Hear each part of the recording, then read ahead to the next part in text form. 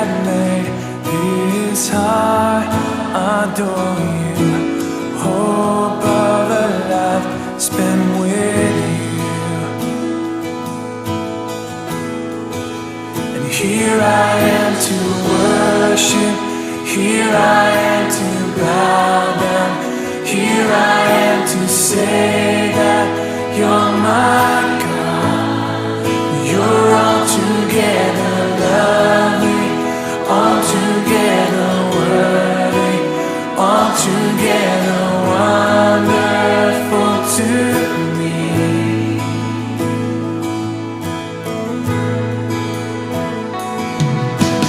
King of all days, also highly exalted, glorious in heaven above. Humbly you came to the earth you created, all for love's sake became born. Here I am to worship, here I am to bow down, here I am to say that you're my God. You're altogether lovely, altogether worthy, altogether wonderful to me. I'll never know how much it cost to see my sin upon that cross. I'll never know how much it cost to see my sin upon that cross. I'll never know how much it cost to see myself upon that cross. I'll never know how much it cost to see myself upon that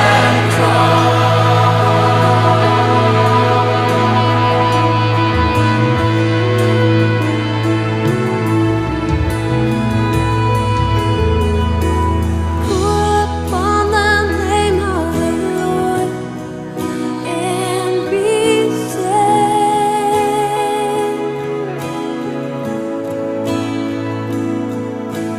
Call upon the name of the Lord and be saved.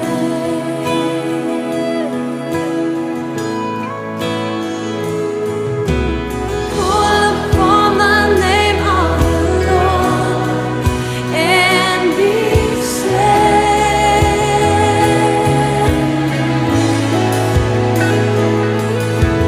Call upon the name of the Lord and be saved.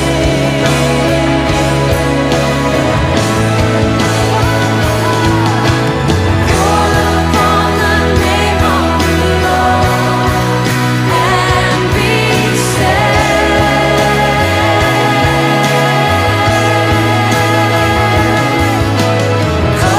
upon the name of the Lord and be saved.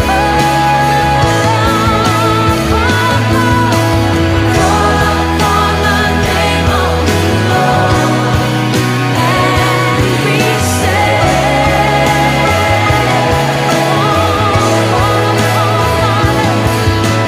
Call upon the name of the Lord and be saved.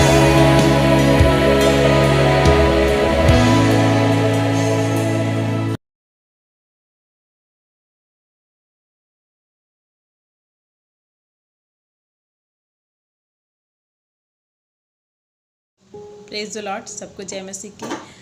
धन्यवाद करते हैं परमेश्वर का कि परमेश्वर ने हमें सलामत रखा है इस समय तक।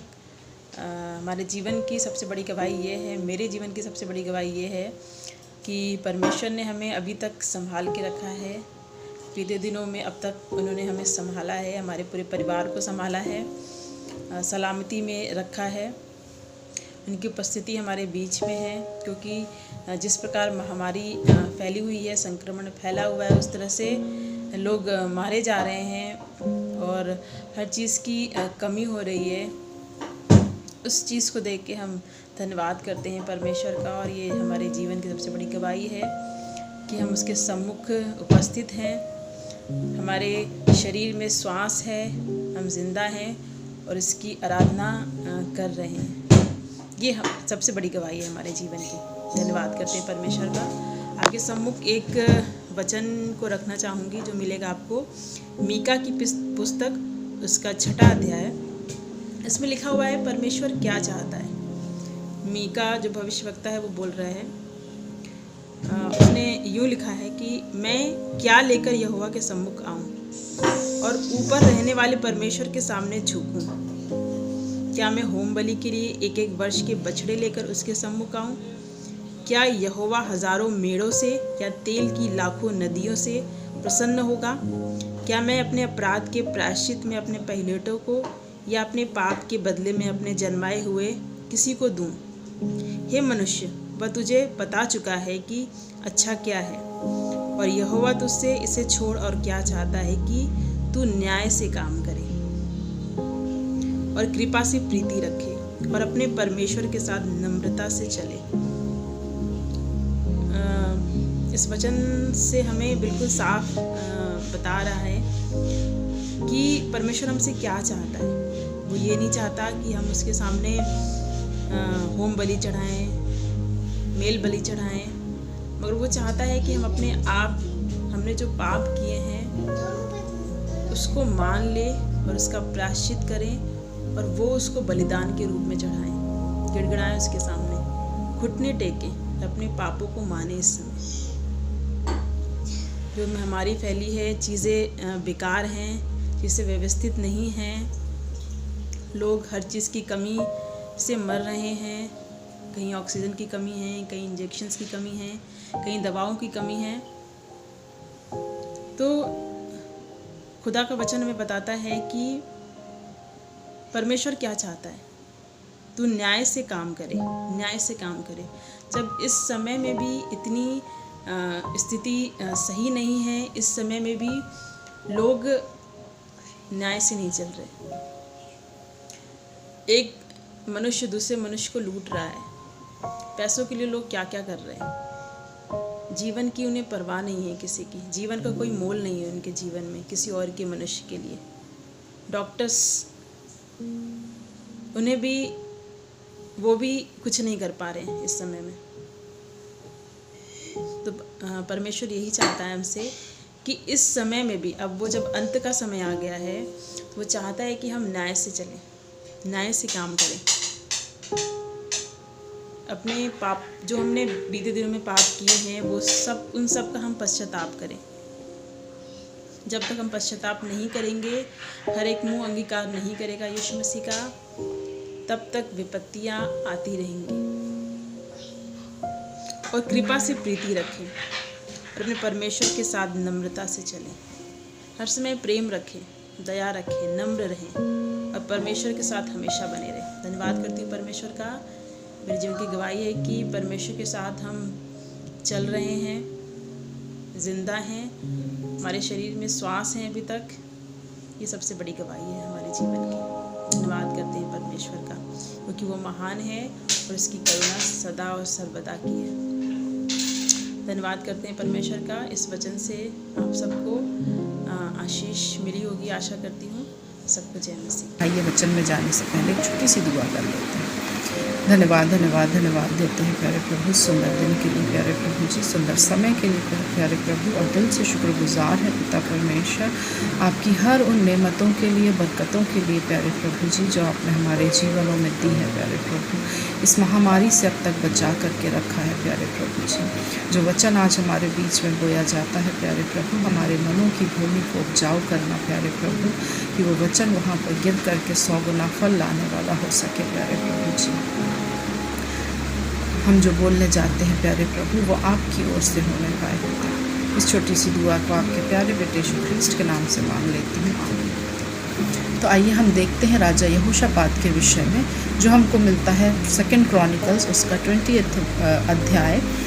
पूरा चैप्टर में हमको बताया जाता है। यहाँ पर हमको पता चलता है, जब हम इस पूरे अध्याय को पढ़ते हैं तो वहाँ पर लिखा हुआ है कि राजा यहोशापात जो है उस पर उसके जो विद्रोही होते हैं वो उसके ऊपर 3 तरफ से चढ़ाई कर देते हैं। एक बड़ी भीड़ आकर के उससे बोलती है, मतलब एक वहाँ पर लोग आकर के उसको बताते हैं कि एक बड़ी भीड़ जो है वो तुझ पर चढ़ाई करने वाली है। तब राजा यहोशापात, तीसरा वर्ष हमको बताता है, तब यहोशापात राजा जो है वो डर जाता है और वो डर करके यहोवा की खोज में लग जाता है। पूरे प्रदेश में उपवास का प्रचार करवाता है। जी हाँ मेरे प्रिय, आज परिस्थितियाँ ऐसी हैं कि हम भी डरे हुए हैं। कुछ ऐसे समाचार हमको सुनाई देते हैं कि हम भी डर जाते हैं, क्योंकि परिस्थितियाँ ही ऐसी हैं। ये महामारी का जो दौर चल रहा है, सेकेंड वेव जो आई हुई है, इसमें हम बहुत सारे ऐसे समाचारों को सुनते हैं जब हमारे अज़ीज़ किसी ने खो दिए हैं, किसी ने अपने माँ बाप को खो दिया है। हमारी कलीसियाओं में ऐसे बहुत सारे लोग हैं, हमारे जानने पहचानने वाले इतने लोग हैं जो इस बीमारी से जूझ रहे हैं या जिन्होंने अपने अजीज़ों को खोया है। तो ऐसे समाचार जब हमको मिलते हैं, हम बाहर की परिस्थितियों को, हालातों को, जो हाहाकार मचा हुआ है, ढंग से लोगों को इलाज नहीं मिल रहा है, ऑक्सीजन नहीं मिल रहा है, एक इंजेक्शन के लिए लोग जो है वो परेशान हो रहे हैं, और कई लोग ऐसे हैं जो अपने मनों को हठी कर रखे हैं, कठोर कर रखे हैं, वो एक इंजेक्शन को भी दुगने दामों पर बेच रहे हैं, दुगने और तिगने दामों पर बेच रहे हैं। तो जब हम ऐसे समाचार सुनते हैं हम भी डर जाते हैं। हमको उस राजा की तरह करना है कि उन परिस्थितियों में जब परिस्थितियां हमारे अनुकूल नहीं होती हैं, हमको क्या करना है? परमेश्वर पिता की खोज में लग जाना है। जी हाँ मेरे प्रियो, हमको प्रार्थना में लग जाना है, हमको वचन पढ़ने में लग जाना है। अपना ज़्यादा से ज़्यादा समय जो है वो हमको प्रार्थना में और वचन में बिताना है। आज चर्चेस बंद हैं, मंदिर बंद हैं, गुरुद्वारे बंद हैं, मस्जिदें बंद हैं, किंतु परमेश्वर पिता क्या चाहता है हमसे? इसलिए उसने चर्चेस बंद कर रखे हैं कि हम अपने परिवार के साथ, अपने लोगों के साथ, खुद के साथ परमेश्वर के लिए समय को बिता सकें, ज़्यादा से ज़्यादा टाइम को अपने परमेश्वर के लिए बिता सकें, लोगों के लिए प्रार्थना कर सकें, वचन को पढ़ सकें। दानियल नबी की किताब हमको बताती है कि लिखा है, जो परमेश्वर का ज्ञान रखेंगे वो हियाव से बड़े बड़े कामों को करेंगे। जी हाँ मेरे प्रियो, जब हम परमेश्वर के वचन को पढ़ेंगे, परमेश्वर के साथ समय को बिताएंगे, हम बोझ से होकर के प्रार्थनाओं को करेंगे, तब हम भी बड़े बड़े कामों को करने पाएंगे। आज हम बाहर नहीं जा सकते हैं, लोगों की मदद नहीं कर पा रहे हैं, किंतु हम बोझ से होकर के लोगों के लिए प्रार्थना तो कर सकते हैं। हम ऐसे लोगों के लिए प्रार्थना करें जो लोगों की मदद के लिए आगे आते हैं। हम ये तो कर सकते हैं ना। तो हम देखते हैं कि किस तरह से लोग जो हैं वो दूसरों की मदद कर रहे हैं। मैं एक प्रोग्राम देख रही थी, उसमें मैंने देखा कि 3 बच्चे जो थे वो दूध को सप्लाई कर रहे थे जगह जगह जा कर के, और उन्होंने जब पिछले लॉकडाउन में वो अनाज को बेच रहे थे, तब एक माँ जिसके हाथ में छोटा सा बच्चा था, वो निकल करके कहती है कि मैं तो इस राशन को खा लूँगी, लेकिन मेरा ये छोटा सा बच्चा किस तरह से इस राशन को खाएगा, उसे तो दूध की ज़रूरत है। तब वो बच्चे जो थे, वो 3 जवान बच्चे जो थे, वो तब से दूध को बांट रहे हैं। तो मेरे प्रियो, हमको ऐसे लोगों के लिए दुआ करनी है जो आगे आकर के लोगों की मदद कर रहे हैं, कि परमेश्वर उनके फंड्स को रेज़ करें, उन तक ऐसे हाथों को पहुंचाए जो उनको पैसों की कमी जो उनके पास है वो पूरी होने पाए। पहले वो बच्चे जो थे अपने पॉकेट मनी से कर रहे थे, किंतु अब लोग उनको मदद कर रहे हैं। ऐसे कितने लोग हैं जो लोगों को इलाज मुहैया करा रहे हैं, उनको राशन दे रहे हैं, उनको अच्छी वस्तुएं दे रहे हैं, उन तक लोगों को इलाज को पहुंचा रहे हैं। तो हम देखते हैं कि किस तरह से लोग जो हैं इस कठिन समय में अपने घरों से निकल करके लोगों की मदद कर रहे हैं। तो मेरे प्रियो, हमको ऐसे लोगों के लिए बोझ से होकर के घर में रह करके प्रार्थना करनी चाहिए, ऐसे लोगों के लिए कि परमेश्वर उनको और उत्साह से भर करके, सामर्थ्य से भर करके उनकी सहायता और मदद करें और इस वायरस से उनको बचा करके रखें। और आगे हमको राजा के बारे में बताया जाता है कि वहाँ पर जो एक यहजीएल नाम का जो लेवी होता है, उसमें पवित्र आत्मा समा करके उनसे कहता है कि डरो मत और तुम्हारा मन कच्चा ना हो, युद्ध तुम्हारा नहीं परमेश्वर का। जी हाँ मेरे प्रिय, जब हम डर जाते हैं तब हम परमेश्वर पिता कहता है हमसे कि मत डर, तेरा मन कच्चा ना हो, क्योंकि संग्राम जो है वो परमेश्वर का है। और लिखा हुआ है 17वें वर्ष में कि यहीं पर इस लड़ाई में तुम्हें नहीं लड़ना होगा, किंतु तुम खड़े होकर के देखो परमेश्वर तुम्हारा बचाव जो है वो किस तरह से करता है। जी हाँ मेरे प्रिय, जब हम घर में रह कर के परमेश्वर के साथ समय को बिताते हैं, परमेश्वर हमारा बचाव करता है। इस महामारी से, इस कठिन दौर से परमेश्वर हमारा बचाव करने वाला है। और बाद में हम देखते हैं 24वें वर्ष में कि जब यहूदियों ने जंगल की चौकी पर पहुंचकर उस बड़ी भीड़ पर दृष्टि की, तो वहाँ क्या देखा कि भूमि पर पड़े हुए शव हैं और उस बड़ी भीड़ में से कोई भी नहीं बचा। हम देखते हैं कि किस तरह से परमेश्वर जो है राजा यहोशापात की मदद के लिए आगे आता है। जब हम इन कठिन परिस्थितियों में परमेश्वर को ढूंढेंगे, परमेश्वर के साथ समय को बिताएंगे, परमेश्वर इन कठिन परिस्थितियों से हमारा भी बचाव करेगा। एक बोझ के साथ लोगों के लिए दुआ करेंगे, परमेश्वर पिता हमारी ज़रूर सुनेंगे। ऐसे लोगों के लिए दुआ करिए जो वेंटिलेटर पे हैं, जो ऑक्सीजन पे हैं। परमेश्वर उन्हें अपनी सांस देते हैं कि उनके जीवन बच जाए, क्योंकि उनका एक का जीवन बहुत सारे जीवनों से जुड़ा होता है और कितने लोगों के लिए महत्वपूर्ण होता है हम जानते हैं।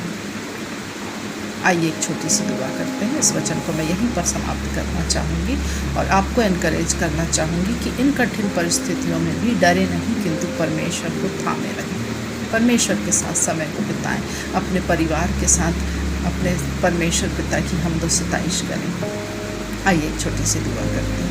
धन्यवाद धन्यवाद धन्यवाद देते हैं प्यारे प्रभु सुंदर समय के लिए, सुंदर इन वचनों के लिए प्यारे प्रभु जो आपने हमारे बीच में बोया है। प्यारे प्रभु जी आपकी ओर से है पिता परमेश्वर, और सच में प्यारे प्रभु जी जब हम डर जाते हैं पिता परमेश्वर तो हम यहाँ वहाँ ताकते हैं, किंतु हमको पिता परमेश्वर अपनी आंखें तेरी ओर लगाने की ज़रूरत है। भजन संहिता 121 हमसे कहता है कि मुझे सहायता कहाँ से मिलेगी, मुझे सहायता मेरे परमेश्वर की ओर से मिलती है जो आकाश और पृथ्वी का करता है। हाँ पिता परमेश्वर राजा, हम तेरे सामने आते हैं प्यारे प्रभु जी और तुझसे सहायता को मांगते हैं, तुझसे अपने बचाव को मांगते हैं प्यारे प्रभु, और लोगों के लिए प्रार्थना करते हैं कि हमको भी इस महामारी से बचा करके रख और सारे लोगों को बचा करके रख। इस पूरे देश को आपके हाथों में सौंपते हैं प्यारे प्रभु जी, अपने लहू के बाड़े से हमें बांध करके रख प्यारे प्रभु। इस छोटी सी दुआ को आपके प्यारे बेटे यीशु ख्रीस्ट के नाम से मांग लेती हूँ, आमीन।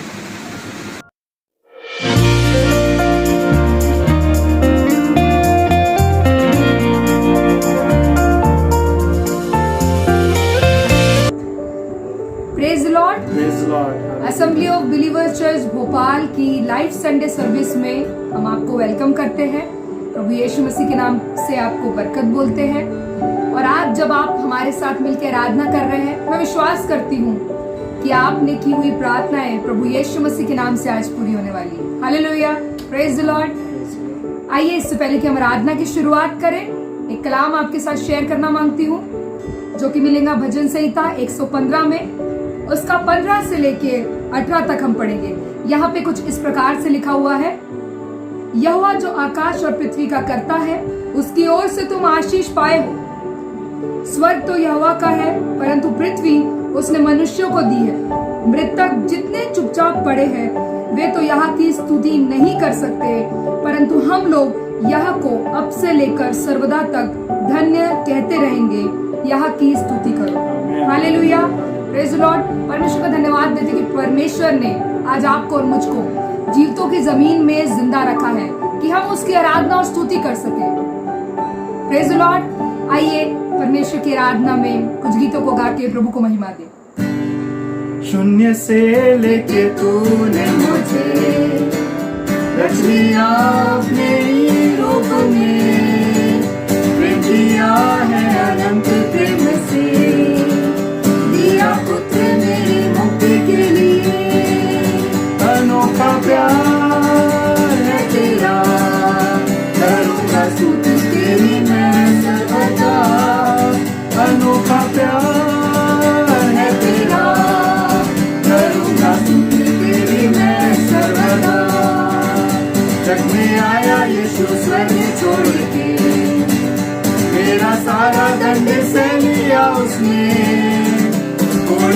से क्रूस उठाकर यीशु ने मुझको मुक्ति और चंगाई दे दी है।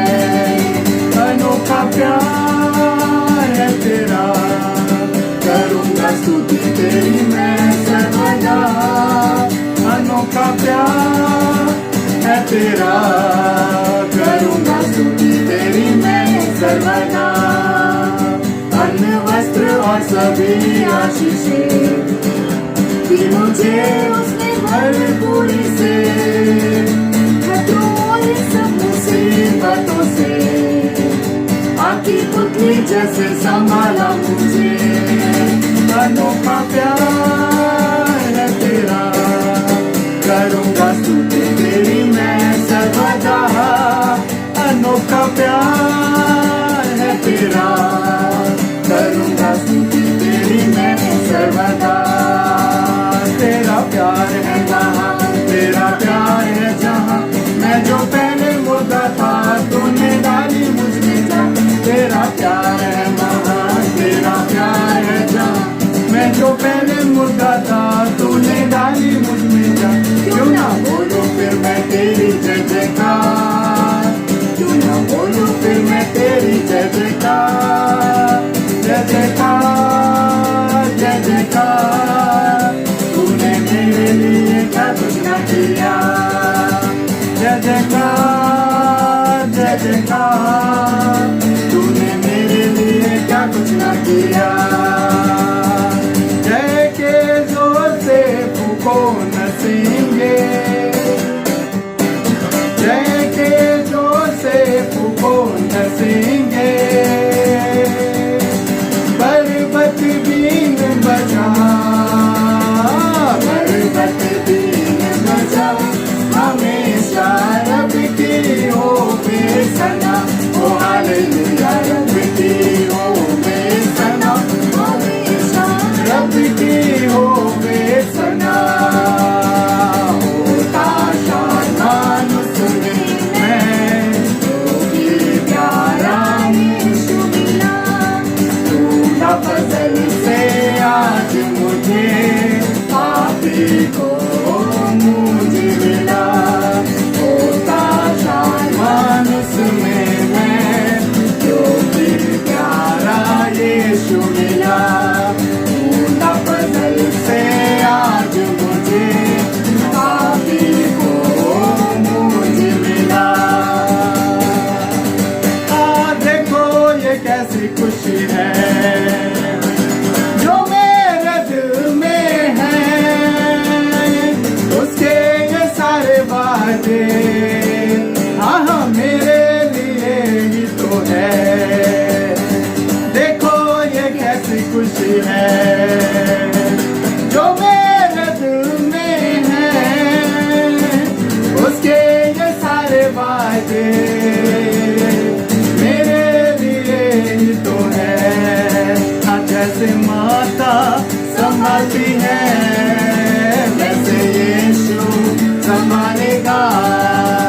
जैसे माता संभालती है वैसे यीशु संभालेगा।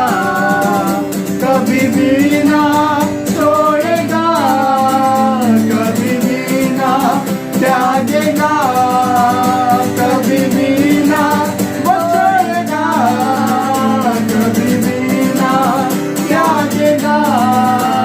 जैसे माता संभालती है वैसे यीशु संभालेगा। जैसे माता संभालती है वैसे यीशु संभालेगा। शून्य से लेके तूने मुझे रच लिया अपने ही रूप में। प्रेम किया है अनंत प्रेम से, दिया पुत्र मेरी मुक्ति के लिए। शून्य से लेके तूने मुझे रच लिया अपने ही रूप में। प्रेम किया है अनंत प्रेम से, दिया पुत्र मेरी मुक्ति के लिए। अनोखा प्यार है तेरा, करूँगा करूँगा स्तुति तेरी मैं सर्वदा। अनोखा प्यार है तेरा, करूँगा स्तुति तेरी मैं सर्वदा। Thank you lord, we worship you father. हाँ प्रभु, तेरा प्यार अनोखा है, तेरी दया अनोखी है, तेरी कृपा अनोखी है प्रभु। प्रभु, जब हम बीमारी में होते हैं, परेशानी में होते हैं, और प्रभु हमारे लिए कोई सहारा नहीं होता है, इन दिनों प्रभु जब लोग परेशानियों में हैं प्रभु, पीड़ाओं में हैं प्रभु,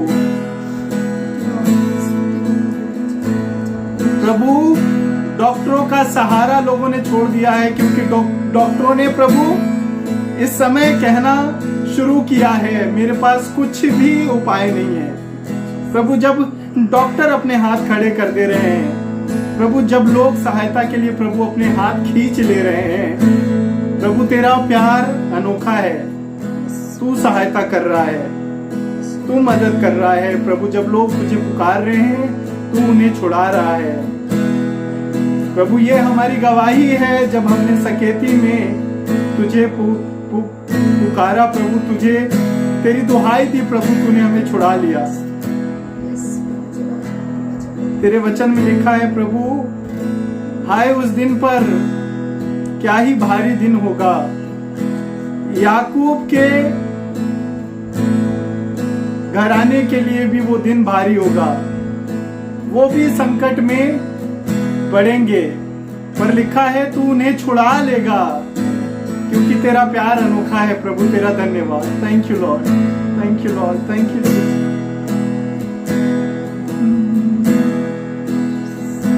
अनोखा प्यार है तेरा, करूँगा स्तुति तेरी मैं सर्वदा। अनोखा प्यार है तेरा, करूँगा स्तुति तेरी मैं सर्वदा। जग में आया यीशु स्वर्ग छोड़ के, मेरा सारा दर्द सह लिया उसने, कोड़े खाकर क्रूस उठाकर यीशु ने मुझको मुक्ति और चंगाई दे दी है। Yes, Lord. Thank you, Jesus. अनोखा प्यार Thank you for your deliverance, है Lord. तेरा, प्रभु तेरी चंगाई के लिए धन्यवाद। तेरी मैं सर्वदा। अनोखा प्यार है तेरा, करूँगा स्तुति तेरी मैं सर्वदा। हाँ प्रभु, हम जानते हैं तेरा प्यार अनोखा है, और इस समय खुदावन हम प्रार्थना करते हैं उनके लिए प्रभु, जो तेरी दया की भीख मांगते हैं, जो तेरी करुणा की आशा लगाए रखते हैं, जो तेरी आशा की उम्मीद लगाए रखते हैं प्रभु, तेरी बाट ढूंढते हैं, तेरी आशा में बने रहते हैं प्रभु।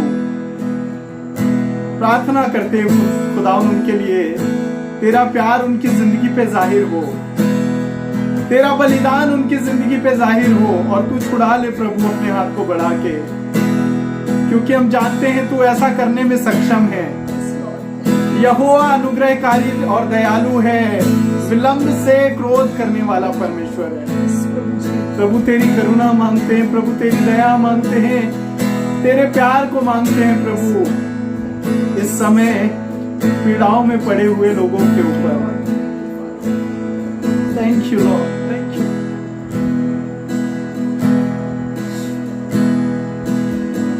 थैंक यू जीसस, हालेलुया प्रभु, तेरा धन्यवाद। अनोखा प्यार है तेरा, करूँगा स्तुति तेरी मैं सर्वदा।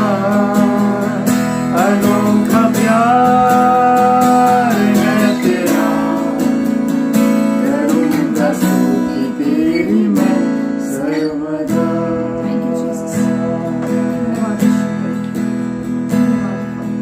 यीशु तेरे करीब आने से जिंदगी मेरी बदल गई।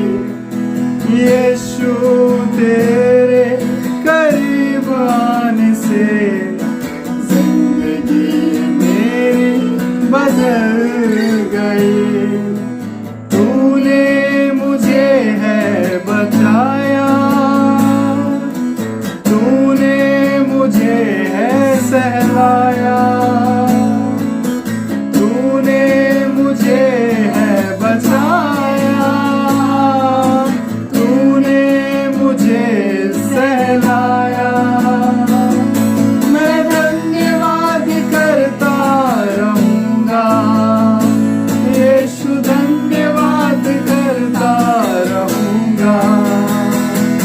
मैं धन्यवाद करता रहूंगा, यीशु धन्यवाद करता रहूंगा।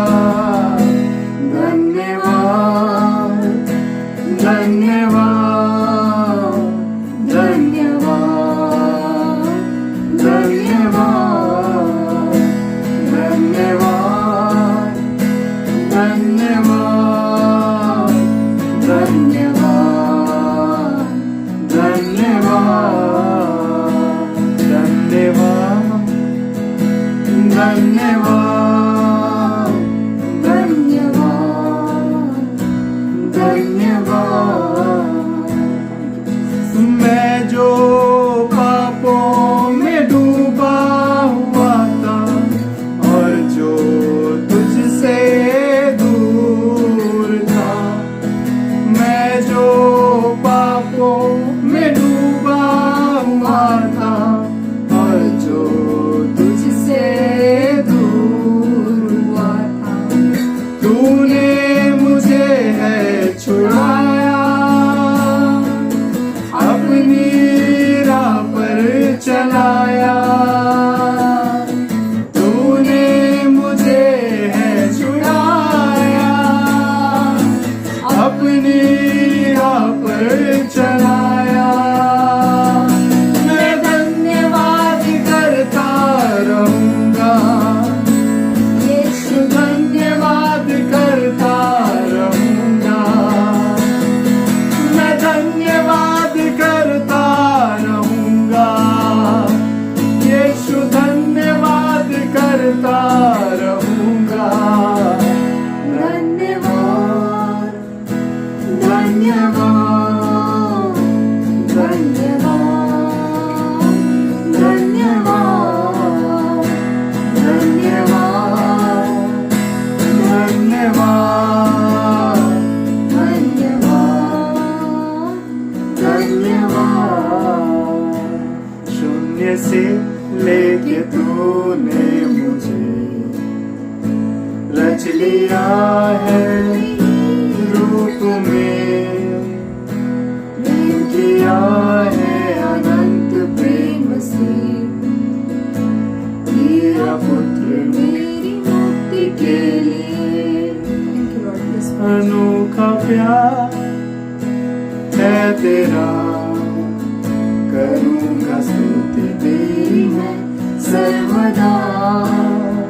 अनोखा प्यार है तेरा, करूंगा स्तुति तेरी मैं सर्वदा।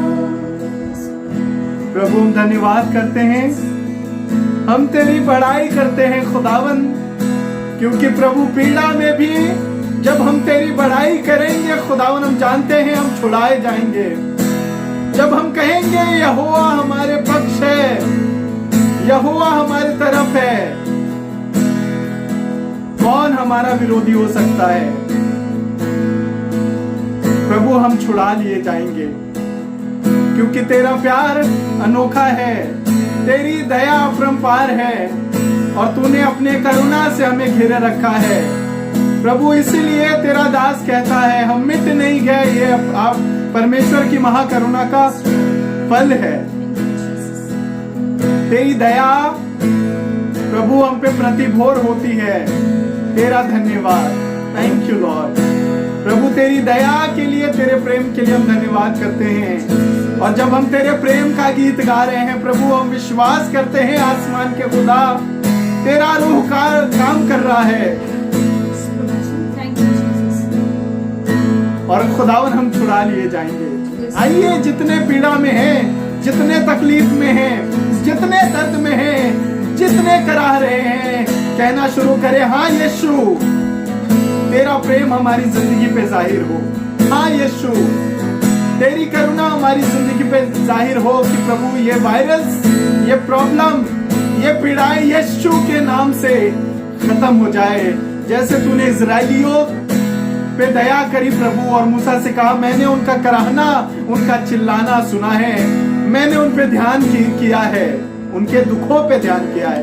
आसमान के खुदा आज प्रार्थना करते हैं, खुदावन यीशु मसीह नासरी के नाम से प्रभु तेरे लोगों पे तू दया कर, तेरे लोगों पे तो तू करुणा कर, तेरे लोगों पे तेरा आत्मा जाहिर हो और तेरा हाथ प्रभु इस समय छुड़ा लेने वाला हो, क्योंकि तेरे कलाम में लिखा है यहोवा का हाथ छोटा नहीं है, यहोवा का हाथ इतना छोटा नहीं कि वो उद्धार ना कर सके।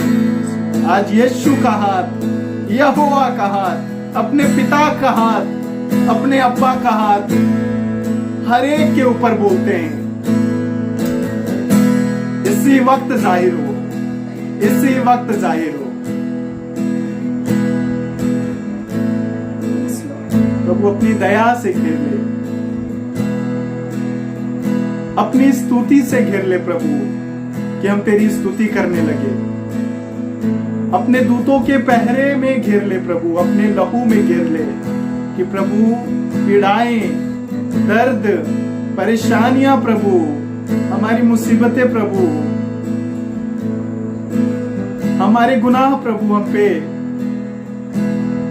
प्रबल ना हो, पर खुदावन तेरी दया, तेरा प्रेम हम पे प्रबल हो जाए।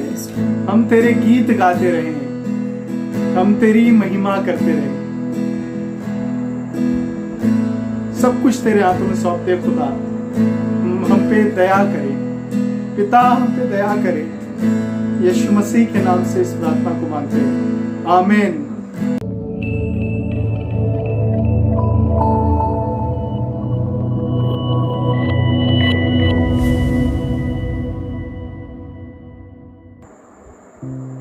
Praise the Lord. सबको जय मसीह की। खुदा यीशु मसीह के नाम में आपको सलाम बोलते हैं और खुदा का धन्यवाद करते हैं। आपकी और हमारी हिफाजत खुदा कर रहा है इन दिनों में, जब चारों तरफ प्रॉब्लम से समस्याएं हैं। खुदा बाप आपको और हमको संभाल के अपनी आराधना करने का मौका दे रहा है। इस बात को कम ना किए, पर धन्यवाद करिए खुदा बाप का कि खुदा बाप ने हमें और आपको संभाला है, हमें और आपको हिफाजत दी है, अपने दूतों का पहरा दिया है कि हम और आप उसकी हम दो सिताइश कर पा रहे हैं, उसकी महिमा कर पा रहे हैं। आइए हम धन्यवाद करें और धन्यवाद के साथ खुदा बाप के कलाम में चले।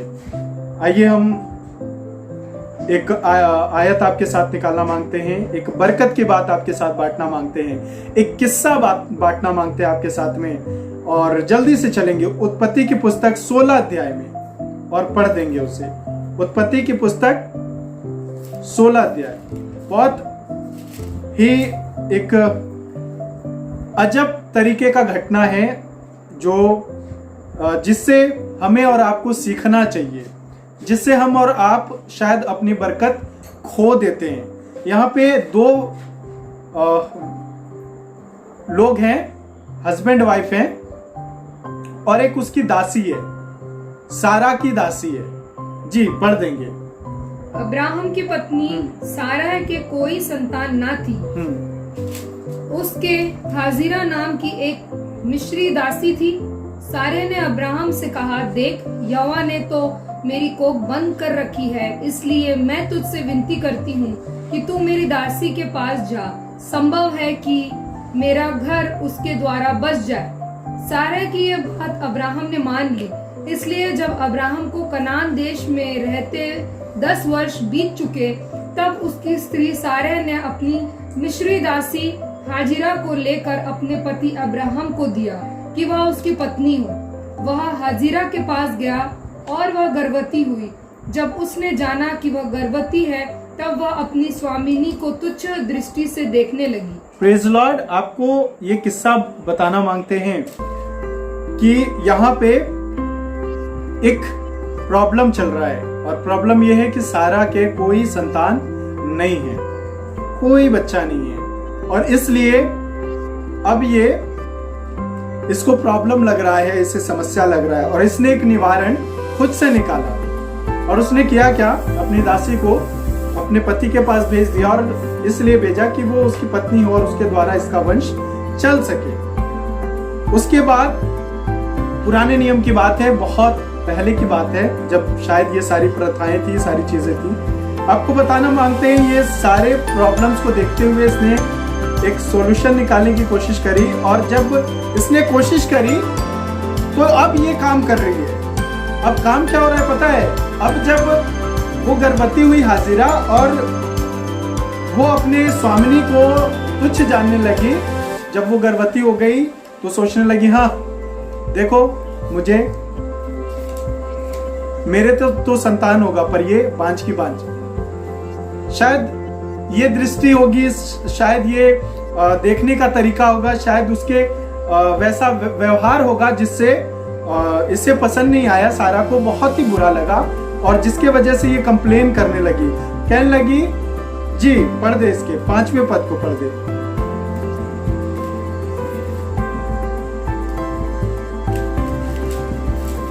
पांच पद। तब सारे ने अब्राहम से कहा, अब सारे कुछ अब्राहम से कह रही है, हाँ, जो मुझ पर उपद्रव हुआ वह तेरे ही सिर पर हो।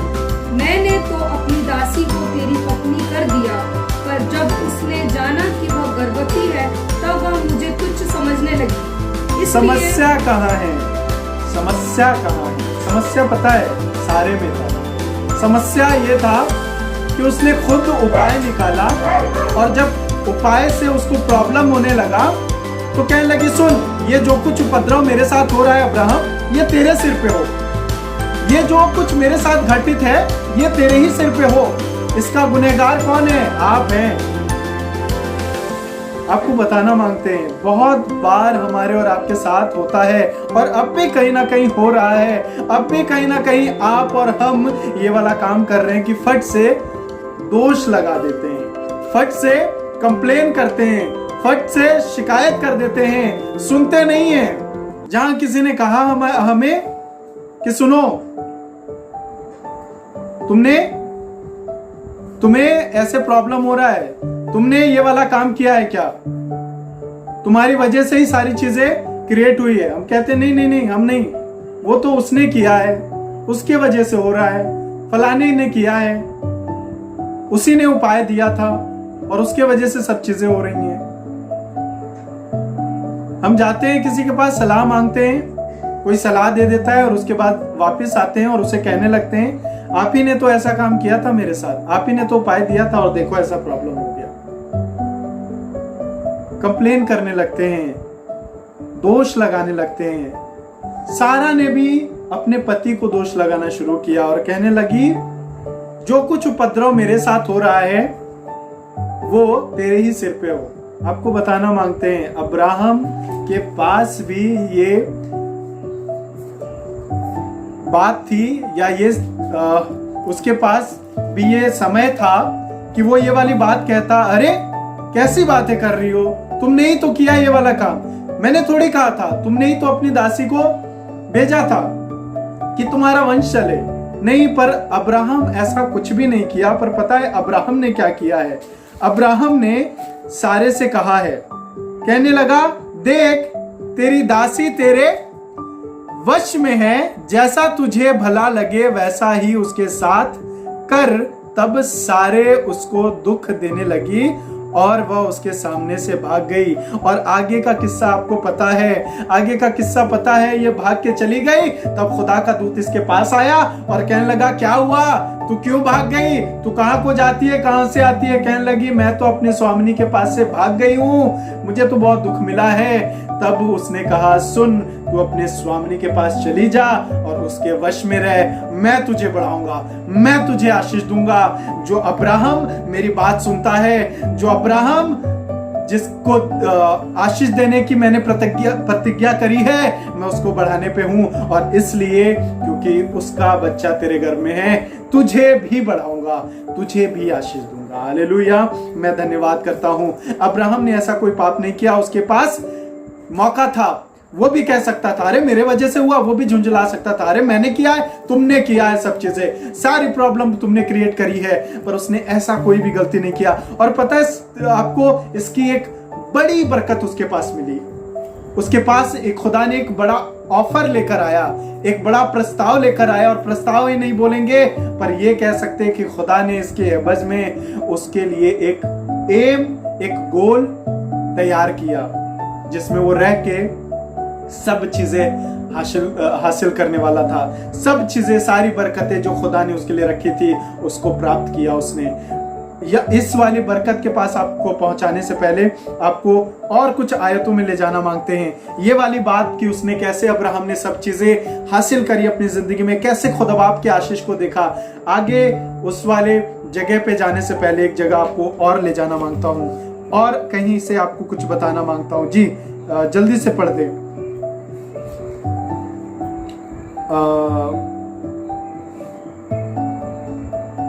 इफिसियों की पुस्तक, इफिसियों की पुस्तक 4 अध्याय 17 और 18 पर आपको बताना मांगते हैं, जब हम अपनी जिंदगी में ये वजह बना लेते हैं, जब हम दूसरों को अपनी गलतियों का कारण बनाने लगते हैं, वजह बनाने लगते हैं, उस समय हमारी जिंदगी, समझ लीजिए हम हार रहे हैं।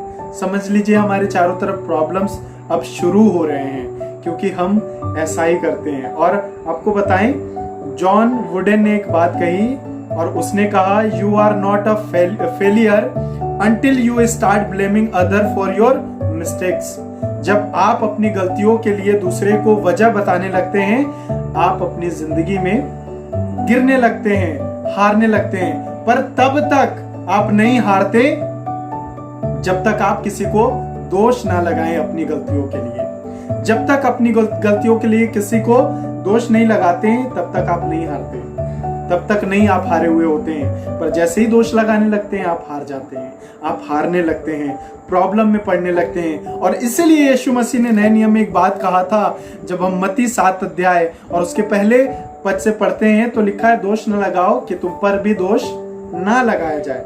लूका की पुस्तक उसके 6 अध्याय 37 पद को एक बार पढ़ें, उसके बाद फिर इफिसियों की पुस्तक में जाएंगे। जी लूका की पुस्तक 6 अध्याय 37 पद। दोष मत लगाओ तो तुम पर भी दोष नहीं लगाया जाएगा। हाँ, दोषी ना ठहराओ तो तुम भी दोषी नहीं ठहराए जाओगे। क्षमा करो तो तुम्हें भी क्षमा किया जाएगा। Praise Lord. क्षमा करो तो तुम्हें भी क्षमा किया जाएगा, पर दोष ना लगाओ कि तुम पर भी दोष ना लगा जाए। इसका मतलब परमेश्वर के हाथ में सब चीजें हैं, कमान है, वो न्याय करेगा। अगर आपने दोष लगाया है तो आपके ऊपर भी दोष लगाया जाएगा। आप किसी को दोषी ठहराते हैं, आप किसी के आंखों के तिनके को देखते हैं, लट्ठे को देखते हैं, आपके भी लट्ठे को देखा जाएगा। और इसलिए खुदा बाप ने कहा है मत्ती की पुस्तक 7 अध्याय में, यीशु ने कहा है अपने भाई के आंखों के लट्ठे को देखते हो, अपनी आंखों का लट्ठा तुम्हें नहीं दिखता। अपनी आंखों से लट्ठा निकालने की जरूरत है, अपने दोष को दूर करने की जरूरत है। आसमान का खुदा आपको बताना मांगते, जल्दी चलेंगे हम अब्राहम के पास, लेकिन आपको इससे पहले बताना मांगते कि हमारी जिंदगी में एक हार के समान कार्य करता है।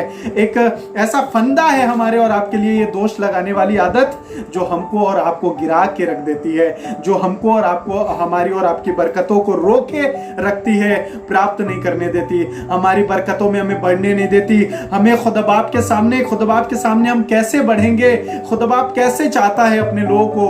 खुदा बाप चाहता है कि हम उसके सामने ब्लेमलेस, निर्दोष होके चले फिरे। हम निर्दोष नहीं बन सकते जब तक हम ये वाली जिंदगी से, अपनी जिंदगी से ये वाली बात निकाल के फेंकेंगे नहीं, अलग नहीं करेंगे, अलहदा नहीं करेंगे। जी रोमियो इफिसियों की पुस्तक 4 अध्याय 17 और 18 पद। इसलिए मैं यह कहता हूँ और प्रभु में आग्रह करता हूँ कि जैसे अन्य जाति लोग अपने मन की अनर्थ रीति पर चलते हैं, जी। तुम अब से फिर ऐसे ना चलो, जी। क्योंकि उनकी बुद्धि अंधेरे हो गई है और उस अज्ञानता के कारण जो उनमें है और उनके मन की कठोरता के कारण वे परमेश्वर के जीवन से अलग किए हुए हैं। Praise Lord.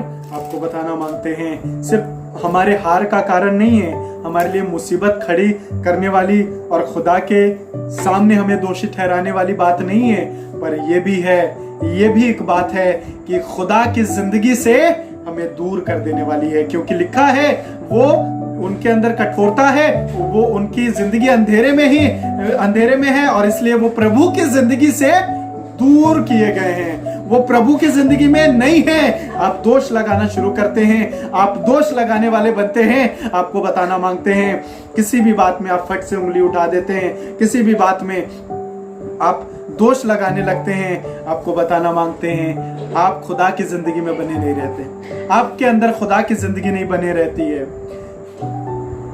और ये सिर्फ बात मामूली नहीं है, कई बार हम उंगली उठाए कह देते हैं हमारे वजह से नहीं हुआ, उनके वजह से हुआ, हमने गलती नहीं करी, उसने गलती करी। और यही हुआ था, उत्पत्ति की पुस्तक जब पढ़ते हैं 3 अध्याय 12 पद, यही हुआ था।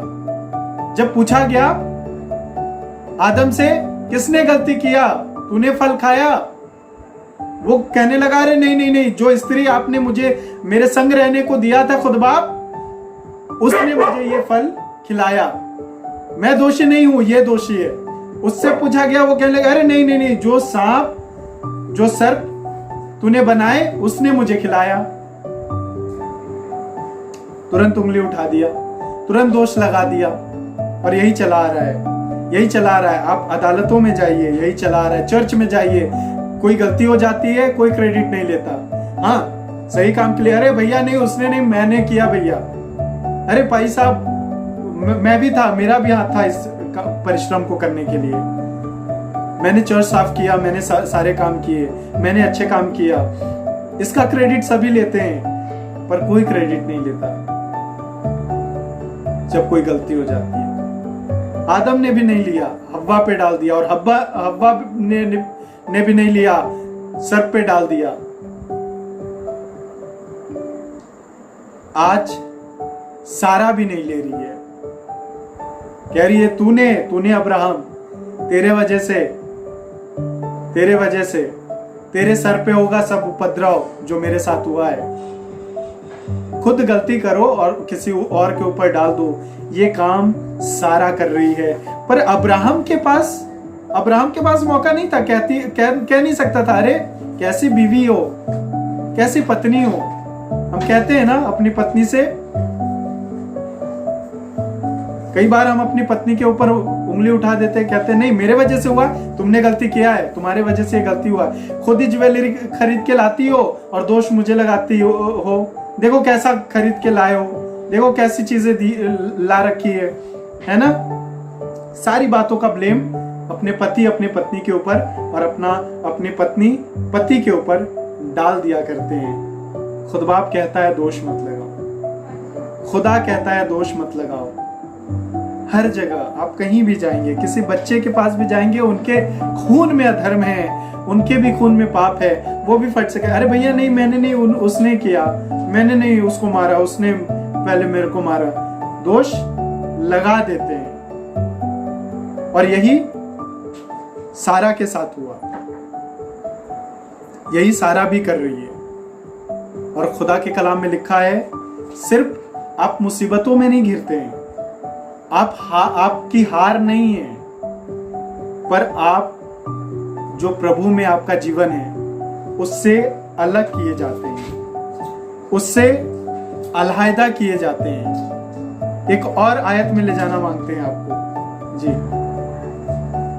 जो आपको मिलेगा रोमियो की पुस्तक,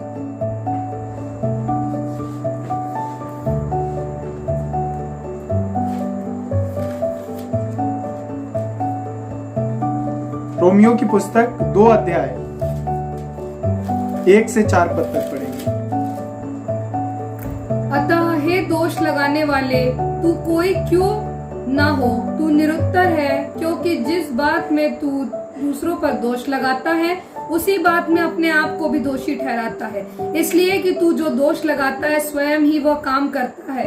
हम जानते हैं कि ऐसे ऐसे काम करने वालों पर परमेश्वर की ओर से ठीक ठीक दंड की आज्ञा होती है। हे मनुष्य, तू जो ऐसे ऐसे काम करने वालों पर दोष लगाता है और आप वे ही काम करता है, क्या यह समझता है कि तू परमेश्वर की दंड की आज्ञा से बच जाएगा? क्या तू उसकी कृपा और सहनशीलता और धीरज रूपी धन को तुच्छ जानता है? क्या यह नहीं समझता कि परमेश्वर की कृपा तुझे मन फिराव को सिखाती है? Praise Lord. काहे को सिखाती है? मन फिराव को। हमें और आप को सिखाती है कि हम मन फिरा ले, हम दोष ना लगाएं। और लिखा है, हे दोष लगाने वालों, क्या करें? हम तो दोष लगाने वाले हैं, क्या करें, कैसे बचे? खुदा का कलाम बताता है, खुदा बाप मन फिराव का मौका देता है। खुदा बाप मन फिराव के लिए हम सबको सिखा रहा है इन दिनों में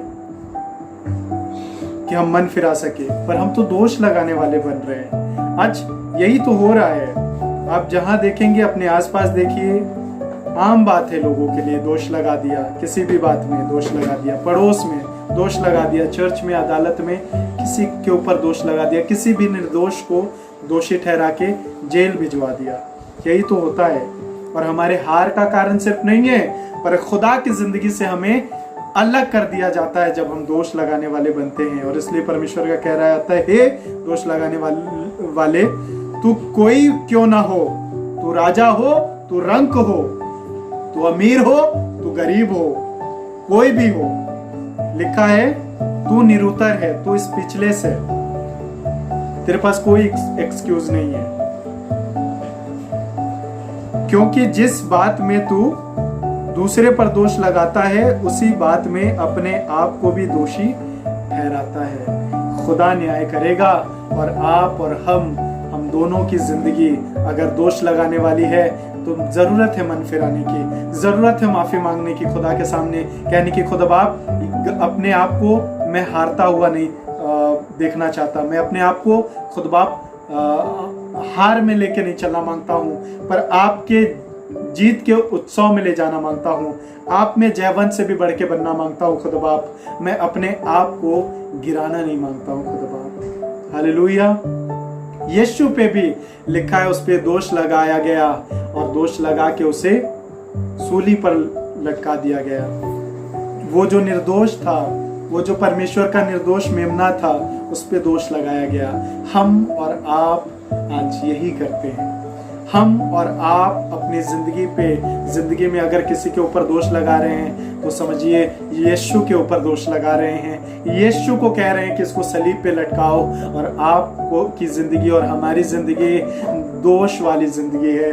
और खुदा बाप कह रहा है अपने आप को दोषी ठहराते हो, दूसरों पे दोष नहीं लगाते, पर अपने आप को हर बात में दोषी ठहराते हो। जिस बात में तुम दूसरों को दोषी ठहराते हो उस बात में अपने आप को भी दोषी ठहराते हो। हालेलुया। आइए हम एक और जगह चलेंगे, एक और बात में चलेंगे जो आपको मिलेगा। दूसरा कुरिन्थियों 4 अध्याय दूसरे पद। दूसरा कुरिन्थियों 4 अध्याय और दूसरे पद को, परंतु हमने लज्जा के, हालेलुया, लिखा है हमने लज्जा के काम को, गुप्त कामों को त्याग दिया उन गुप्त कामों के जो लज्जा के थे। हाँ, और ना चतुराई से नहीं चलते। अब दोष लगाने वाला काम नहीं करते, अब हम चतुर नहीं बनते, अब हम बुराई नहीं करते अपने मन में। हाँ, और ना परमेश्वर के वचन में मिलावट करते हैं, ना परमेश्वर के वचन में मिलावट करते हैं, परंतु सत्य को प्रकट करके परमेश्वर के सामने हर एक मनुष्य के विवेक में अपनी भलाई बैठाते हैं। हालेलुया। कह रहा है खुदा से भी अच्छा रिश्ता है और मनुष्यों से भी अच्छा रिश्ता है मेरा। मैं मनुष्यों के साथ भी अच्छा बर्ताव करता हूँ और खुदा के साथ भी दोष नहीं लगाता। सारा ने क्या किया? कहने लगी मेरे को खुदा ने बंद कर रखा है, और दूसरी बात कहने लगी अब तो जो गलत हुआ है, उपद्रव मेरे साथ हो रहा है, इसका सारा कफ्तान कौन करेगा? अब्राहम तेरे सर पे होगा, ये सब कुछ तेरे सर पे होगा। फट से दोष लगा दिया, जल्दी से चलेंगे। अब्राहम जो निर्दोष है, अब्राहम जिसने गलती नहीं करी। जी, उत्पत्ति 17 अध्याय, जल्दी चलेंगे। आपको सारा की बातें पता चल गई, अब अब्राहम की बातें देखेंगे। ये अपनी बरकत खोने वाला व्यक्ति नहीं है, ये अपनी बरकत से हटने वाला व्यक्ति नहीं है, ये यीशु के जीवन को अपने अंदर बनाए रखने वाला, ये परमेश्वर के जीवन को अपने अंदर बनाए रखने वाला व्यक्ति है, ये खुदा के कलाम को अपने अंदर लेके चलने वाला व्यक्ति है। ये दोष लगाने से पहले सोचता है और इसलिए दोष नहीं लगाता, और इसलिए इसकी बरकत बनी हुई है। हालेलुया। जल्दी से, खुदा बाप ने एक गोल बनाया इसके लिए एक एम बनाया, एक प्लान तैयार किया। जैसे ही शायद इसने इसके दिल में ये वाली बात नहीं आई और खुदा ने आने भी नहीं दिया।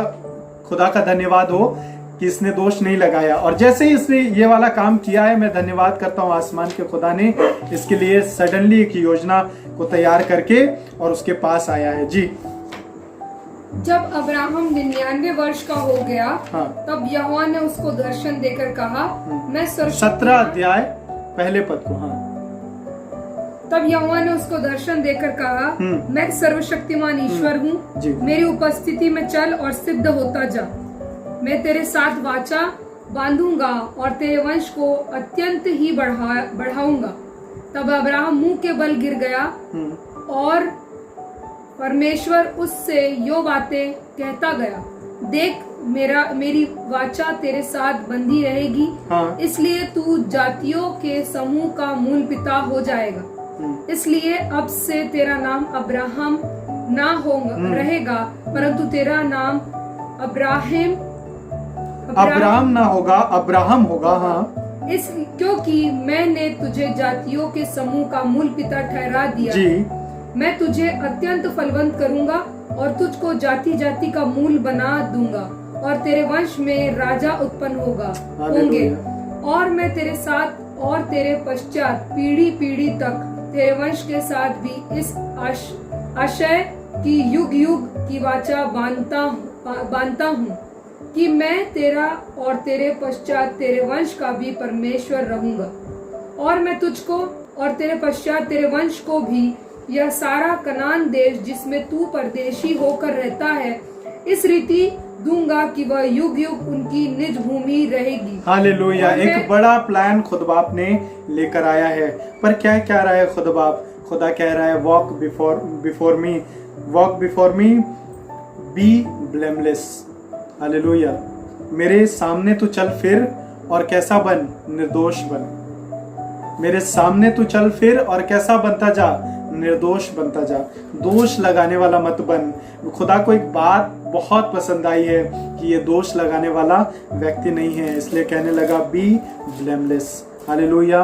कैसा बन? तू निर्दोष बनता जा मेरी उपस्थिति में, और देख मेरा एक प्लान है, मैं तुझे इतनी आशीषें दूंगा, मैं सब का मूल पिता तुझे बना दूंगा पूरी जातियों का, और मैं तुझे बहुत आशीष दूंगा। हालेलुया। तेरे संतान को बालू के किनकों के समान कर दूंगा। खुद बाप एक प्लान लेके आया है। मैं धन्यवाद करता हूँ। ये वो व्यक्ति है, सारा ब्लेमिंग करने लगी, सारा कहने लगी सब कुछ तेरे सर पे होगा क्योंकि तूने ऐसा हो रहा है, सब चीजें देख हाजिरा मेरे साथ कर रही है, तेरे सर पे सब कुछ आएगा। पर मैं धन्यवाद करता हूँ, सब चीजें उठा के इसने सारा ने अब्राहम के ऊपर इल्जाम लगा दिया, अब्राहम को दोषी ठहरा दिया, दोष लगा दिया, पर इसने बिल्कुल भी दोष लगाना उचित ना ठहरा और खुदा को पसंद आया। कहने लगा walk before me be blameless. Hallelujah. मेरे सामने चल फिर और क्या बनता जा? निर्दोष बनता जा। मैं तुझे निर्दोष बनाना मांगता हूँ और खुदा का धन्यवाद करता हूँ कि खुदा के दिल के मुताबिक ये आशीषों को प्राप्त करता गया। और इसके लिए खुदा बाप यहोवा यिरे बन गया, यहोवा सर्वशक्तिमान बन गया, एदोनाई बन गया, खुदा बाप बचाने वाला और खुदा बाप पूरा करने वाला बन गया। हालेलुया। हम अपनी आशीषों को खोते हैं जब हम लोगों के ऊपर ब्लेमिंग करना शुरू करते हैं, दोष लगाना शुरू करते हैं, हम अपनी बरकत खो रहे हैं। मैं आपसे आज यही बात करना मांगता हूँ, हमारे लिए खुदा एलोहिम होगा, हमारे लिए खुदा प्रोवाइडर होगा, हमारे लिए खुदा प्रोटेक्टर होगा और सारी चीज़ें हमारे लिए पूरा करने वाला परमेश्वर होगा। तब खुदा बाप का प्लान आपके लिए आएगा, जब ये वाला काम करना बंद करेंगे। अगर आप फट से किसी के ऊपर झट से अपनी उंगली को उठा के ब्लेम करते हैं, मेरे वजह से थोड़ी हुआ है, उसने गलती करी है, तो आपको बताना मांगते हैं दोष लगाना बंद करें, क्योंकि खुद बाप पसंद नहीं कर रहा है, खुद बाप पसंद नहीं कर रहा है। और खुद बाप चाहता है आप निर्दोष उसके सामने चले फिरे, सिद्ध बनते चले जाएं, निर्दोष बनते चले जाएं और उसके लिए बरकत का कारण हो, उसके लोगों के लिए बरकत का कारण हो। खुदा बाप की मर्जी से हम चल सके, खुद बाप के लिए जो वो आशीष हमारी जिंदगी पे रखता है, हम लोगों के लिए बरकत का कारण बनते चले जाए। हालेलुया। आइए हम प्रार्थना करें और कहें, खुद बाप हम तेरे सामने निर्दोष बनना मांगते हैं। हम सिर्फ आशीषें नहीं खोएंगे, हम सिर्फ खुद बाप दोष लगा के लोगों के ऊपर हम अपनी बरकतें नहीं खोएंगे, पर हम जानते हैं आपकी जिंदगी से अलग हो जाएंगे प्रभु जी। हम जानते हैं खुद बाप जो प्लानिंग आपकी होगी हमारे लिए, वो भी शायद हमारे पास ना पहुंच पाए। प्रभु धन्यवाद करने वाले हम बने प्रभु, हर बात में हम धन्यवाद करने वाला हो सके, हम दोष लगाने वाले नहीं पर आपके सामने निर्दोष बनने वाले हो सके। प्रभु जी हम धन्यवाद करते हैं, आपके लोगों को आपके हाथों में सौंपते हैं। हम आपकी दया, आपकी करुणा खुदावंद यीशु के नाम से मांग लेते हैं और चाहते प्रभु हमें मजबूत कर, हमें अपने खून के द्वारा प्रभु जी, अपने दया के द्वारा प्रभु जी मजबूत कर, और प्रभु होने दे कि हम दोष लगाने वाले नहीं पर प्रभु आपके सामने निर्दोष बनने वाले हो सके। प्रभु हम लोगों के ऊपर जब दोष लगाते हम जानते खुद बाप ये अच्छा नहीं है, क्योंकि प्रभु आपके ऊपर भी बाइबल बताती है जब आप निर्दोष थे, आप निर्दोष थे, परमेश्वर का निर्दोष मेमना थे, आपके ऊपर दोष लगाया गया और आपको क्रूस पे चढ़ाया गया। प्रभु हम दुआ करते हैं हम दोष लगाने से बचे, हम अपनी जिंदगी को समझ सके प्रभु, हम देख सके कमी कहाँ है और प्रभु अपने आप को ठीक कर सके।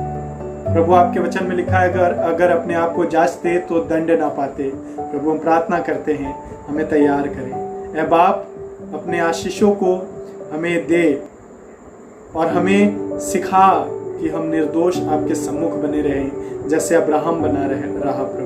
प्रभु दया कर, अनुग्रह कर। आपके लोगों को आज की सुबह आपके हाथों में सौंपते हैं और दुआ करते हैं तेरी बरकतें खुदावंद रिलीज होने पाए और सबों तक पहुंचने वाला हो सके। हम घटे आप बढ़े, यीशु मसीह के नाम से इस प्रार्थना को मांगते हैं, आमीन।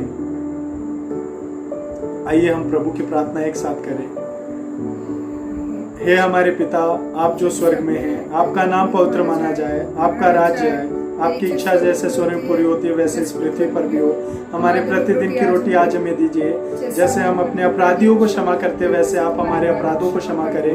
हमें परीक्षा में न डाल बल्कि बुराई से बचा, क्योंकि राज्य, पराक्रम और महिमा सदा आपकी है, आमीन। और पिता परमेश्वर का प्रेम, प्रभु यीशु मसीह का अनुग्रह और पवित्र आत्मा की संगति और सहभागिता सबों के साथ, निर्बलों के साथ, कमजोर लोगों के साथ, सबों के साथ, ईमानदारों के साथ अब से लेके हमेशा हमेशा तक होती रहे, आमीन। प्रभु आप सबको बरकत दे। जय मसीह।